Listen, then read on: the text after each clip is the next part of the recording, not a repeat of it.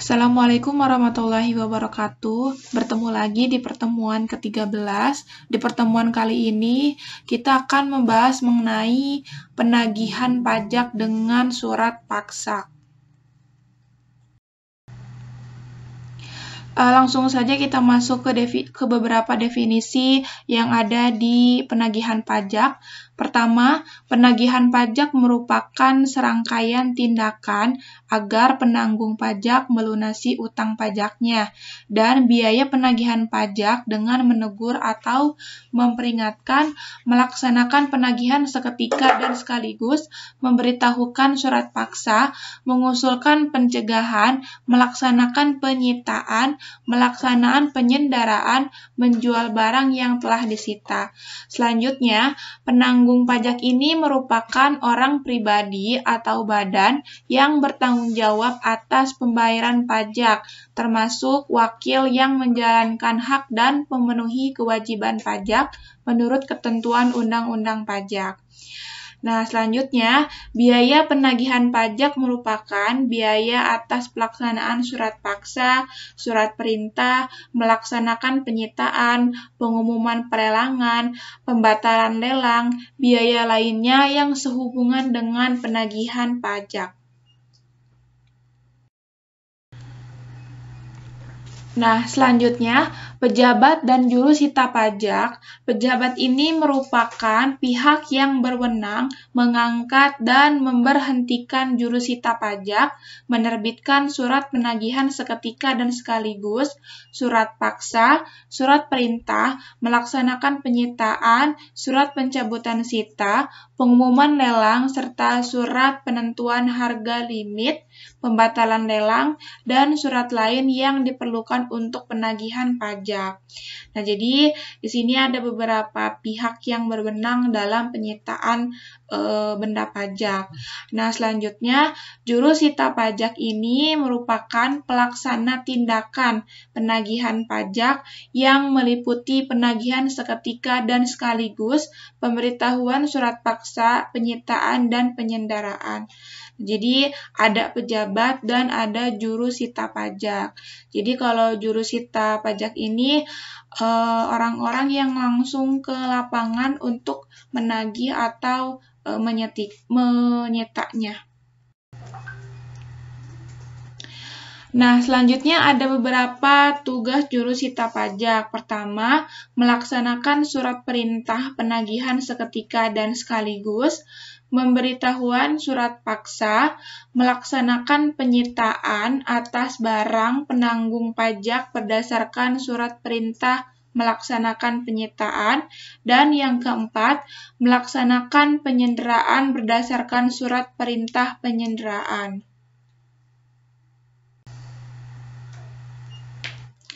Nah, untuk penagihan seketika dan sekaligus ini apa? Yaitu tindakan penagihan pajak yang dilaksanakan oleh juru sita pajak kepada penanggung pajak tanpa menunggu tanggal jatuh tempo pembayaran, yang meliputi seluruh utang pajak dari semua jenis pajak, masa pajak, dan tahun pajak.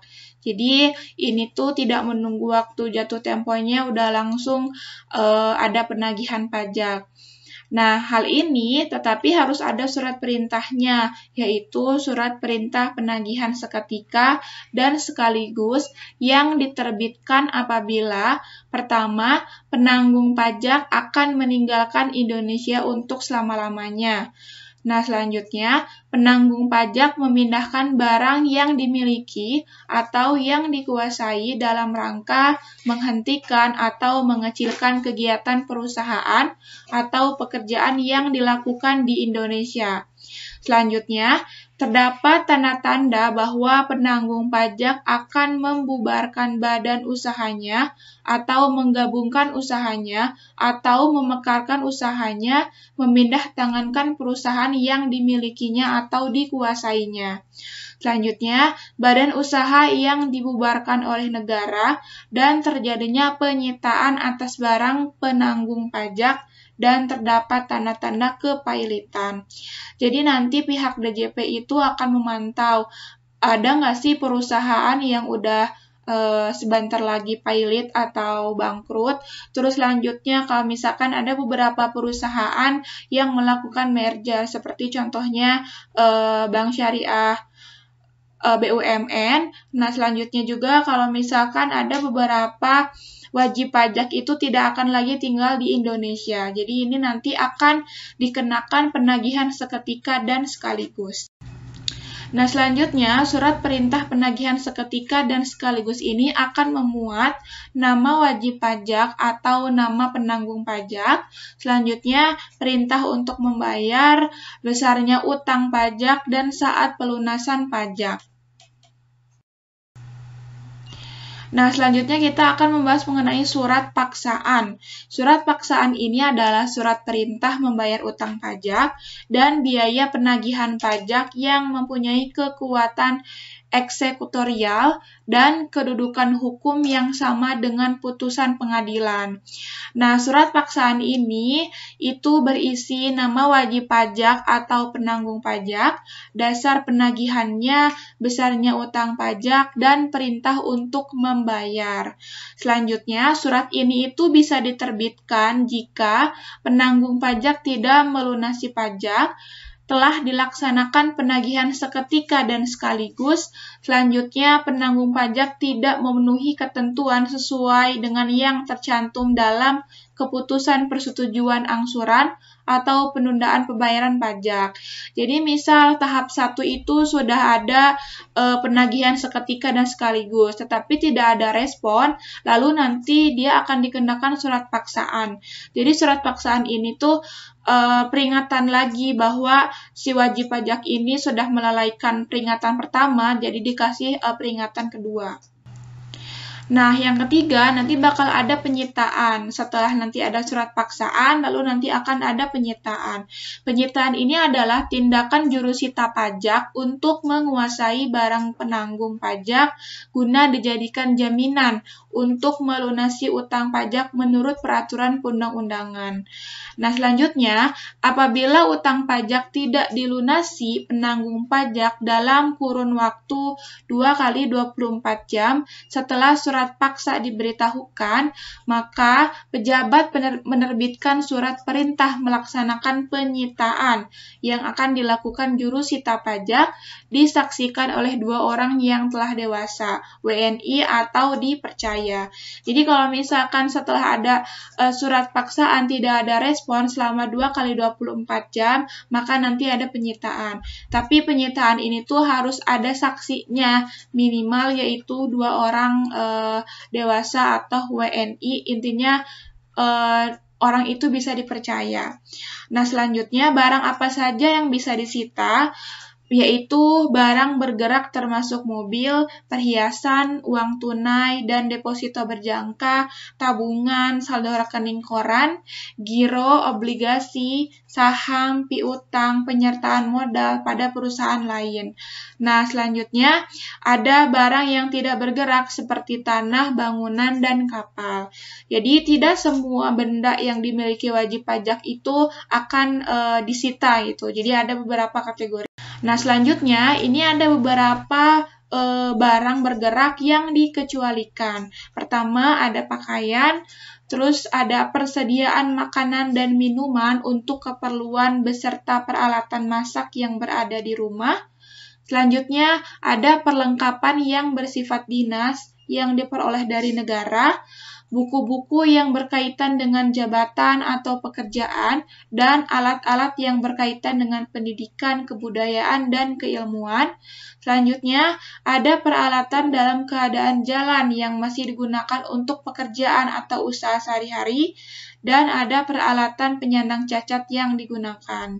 Jadi, pihak DJP itu tidak semuanya barang wajib pajaknya itu disita. Jadi, kalau misalkan dia harus berjualan, alat atau peralatan jualannya itu nggak akan disita. Intinya, biasanya itu benda-benda yang disita itu yang mempunyai nilai cukup tinggi. Nah, selanjutnya ada penyitaan tambahan itu dapat dilaksanakan apabila nilai barang yang disita tidak cukup untuk melunasi biaya penagihan pajak. Selanjutnya, hasil lelang barang yang telah disita tidak cukup untuk melunasi biaya penagihan. Nah, soalnya lelang itu nanti benda-benda yang disita itu akan dilelang. Nah, hasil uang lelang itu kalau misalkan tidak cukup nanti akan ada tambahan penyitaan. Soalnya benda lelang itu dijualnya nggak akan semahal benda-benda yang lain. Misal nih, pihak DJP-nya itu menyita mobil. Nah, mobil itu ketika dilelang harganya tidak akan tinggi karena kan kalau lelang itu siapa cepat dia dapat, dan kalau misalkan waktunya itu ditentukan gitu karena pihak DJP-nya itu memerlukan uang. Nah, jadi kalau misalkan tidak cukup untuk memenuhi penagihan pajak, nanti akan ada tambahan barang-barang yang disitanya. Nah, selanjutnya kita akan membahas mengenai lelang. Lelang ini apa? Setiap penjualan barang di muka umum dengan cara penawaran harga secara lisan atau tertulis melalui usaha pengumpulan peminat atau calon pembeli. Apabila utang pajak atau biaya penagihan pajak tidak dilunasi setelah dilaksanakan penyitaan, pejabat berwenang melaksanakan penjualan secara lelang terhadap barang yang disita. Jadi, nanti kalau misalkan sudah tidak bisa dipenuhi kewajibannya membayar pajak, akan dikenakan lelang. Nah, selanjutnya membahas mengenai pencegahan dan penyanderaan. Pencegahan adalah larangan yang bersifat sementara terhadap penanggung pajak tertentu untuk keluar dari wilayah RI berdasarkan alasan tertentu sesuai dengan ketentuan peraturan perundang-undangan. Nah, pencegahan ini hanya dapat dilakukan terhadap penanggung pajak sekurang-kurangnya sebesar 100 juta dan diragukan itikat baiknya untuk melunasi utang pajak. Jadi kalau misalkan perusahaan-perusahaan atau orang pribadi itu yang memang kategorinya kaya, mereka itu terkena pajaknya sampai ratusan juta.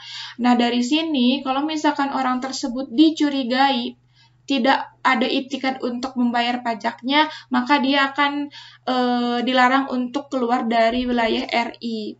Nah, selanjutnya ada penyanderaan. Penyanderaan ini pengekangan sementara waktu kebebasan penanggung pajak dengan menempatkannya di tempat tertentu. Intinya, penyanderaan hanya dapat dilakukan terhadap penanggung pajak yang mempunyai jumlah utang sekurang-kurangnya 100 juta. Jadi nanti setelah ada pencegahan ini akan ada penyanderaan gitu. Kalau misalkan dia tetap tidak ada itikat untuk membayar pajaknya. Nah, selanjutnya untuk tarif pemungut. Tarif pemungut ini adalah penyanderaan tidak boleh dilaksanakan dalam hal penanggung pajak sedang beribadah atau sedang mengikuti sidang resmi atau mengikuti pemilihan umum. Nah, selanjutnya, penanggung pajak dapat dilepas apabila utang pajak dan biaya penagih pajak telah dibayar lunas. Selanjutnya, jangka waktu yang ditetapkan dalam surat perintah penyanderaan telah terpenuhi berdasarkan putusan pengadilan yang telah mempunyai kekuatan hukum tetap dan berdasarkan pertimbangan Kementerian Keuangan atau Gubernur Kepala Daerah tingkat 1. Nah, selanjutnya kita akan membahas mengenai gugatan. Gugatan penanggung pajak terhadap pelaksanaan surat paksa, surat perintah, melaksanakan penyitaan atau pengumuman lelang hanya dapat diajukan kepada Badan Peradilan Pajak. Nah, selanjutnya, penanggung pajak ini dapat memohon pemulihan nama baik dan ganti rugi kepada pejabat paling banyak sebesar 5 juta. Gugatan dapat diajukan dalam jangka waktu 14 hari sejak surat paksa, surat perintah, melaksanakan penyitaan penyitaan atau pengumuman lelang. Biasanya ini dilakukan oleh beberapa perusahaan, karena misalkan nih si perusahaan A ini sudah masuk terdaftar di daftar gugatan, ini citranya dia akan menurun. Sehingga nanti ketika nama baiknya ingin kembali lagi, ingin pulih lagi, maka harus mengajukan gugatannya itu selama jangka waktu 14 hari. Nah, selanjutnya ada permohonan pembetulan atau penggantian. Penanggung pajak dapat mengajukan permohonan pembetulan atau penggantian kepada pejabat terhadap surat teguran atau surat peringatan. Nah, surat perintah penagihan seketika dan sekaligus surat paksa, surat perintah melaksanakan penyitaan, surat perintah penyanderaan, pengumuman lelang, dan surat ketentuan harga limit yang dalam penerbitannya terdapat kesalahan atau kekeliruan. Nah, ada beberapa ketentuan pidananya. Penanggung pajak ini dilarang memindahkan hak, memindahkan tangankan, menyewakan, meminjamkan, menyembunyikan, menghilangkan, atau merusak barang yang telah disita. Selanjutnya, membebani barang tidak bergerak yang telah disita dengan hak tanggungan untuk pelunasan utang tertentu. Selanjutnya, membebani barang bergerak yang telah disita atau digunakan untuk pelunasan utang tertentu, merusak, mencabut, atau menghilangkan segel sita, salinan berita acara pelaksanaan penyitaan yang telah ditempel pada barang sitaan.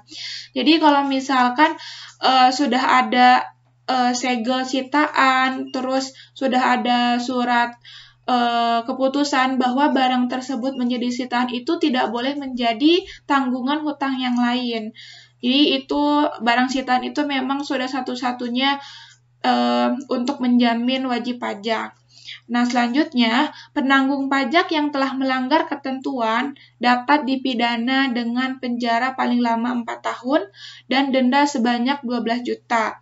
Setiap orang yang dengan sengaja tidak menuruti perintah permintaan yang telah dilakukan oleh juru sita pajak, maka dipidana dengan paling lama 4 bulan 2 minggu dan denda sebesar 10 juta. Jadi hal ini tuh jangan sampai disepelekan, karena walaupun memang kita hanya membuang segel sitaan itu dampaknya akan besar gitu, sampai dipidana 4 bulan 2 minggu dan denda sebesar 10 juta. Nah, untuk materi pertemuan ke-13 ini sudah selesai disampaikan. Mudah-mudahan apa yang Ibu sampaikan bisa bermanfaat dan bisa dipahami. Sekian, wassalamualaikum warahmatullahi wabarakatuh.